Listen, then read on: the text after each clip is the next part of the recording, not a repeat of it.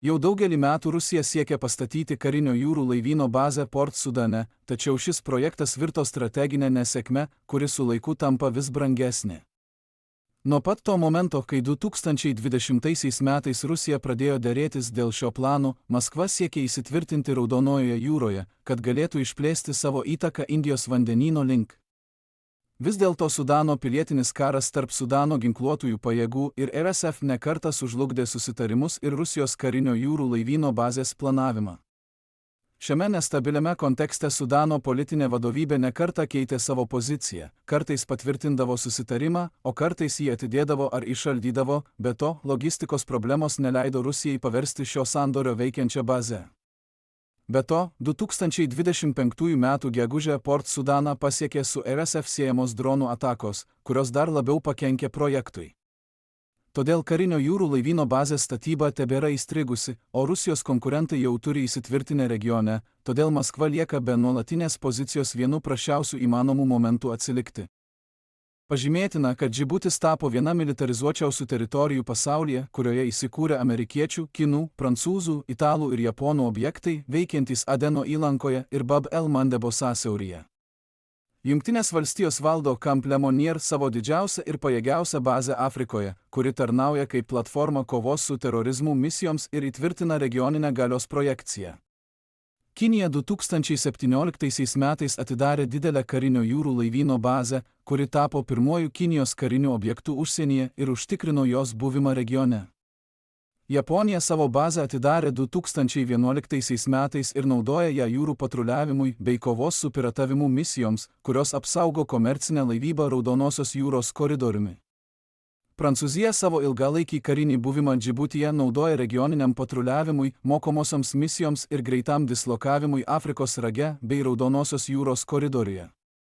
Italija remiasi savo mažesnių objektų Džibutyje, kad paremtų ES jūrų saugumo ir kovos su piratavimu operacijas. Tuo tarpu Somalija Turkija įtvirtino savo pozicijas vykdydama ilgalaikę karinio rengimo misiją ir naudodamasi savo bazę Mogadiše, taip įsitvirtindama vakarinėme Adeno įlankos flange.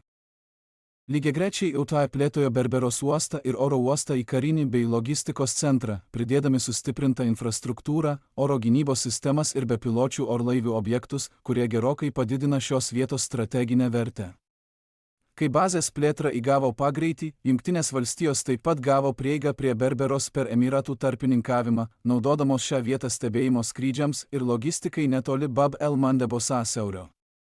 Skubėjimą užimti pozicijas aplink Raudonąją jūrą ir Bab el-Mandebą skatina augantį jūrų susiaurėjimų svarbą ir pademonstruotas šių siaurų perėjų pažeidžiamumas. Irano karo protrūkis parodė, kaip pasaulinė naftos ekonomika ir kitos prekės priklausė nuo Hormūzo sąsiaurio, kai jis galiausiai buvo uždarytas. Husių išpuoliai Raudonojoje jūroje sustiprino tą pačią pamoką, tiesiogiai sutrikdydami komercinę laivybą per Bab el-Mandebo koridorių. Tiesą sakant, išpuoliai prieš komercinius laivus parodė, kad Bab el-Mandebas gali būti tiesiogiai sutrikdytas, o laivyba aplink sąsiaurį vis dar nukreipiama arba vėluoja.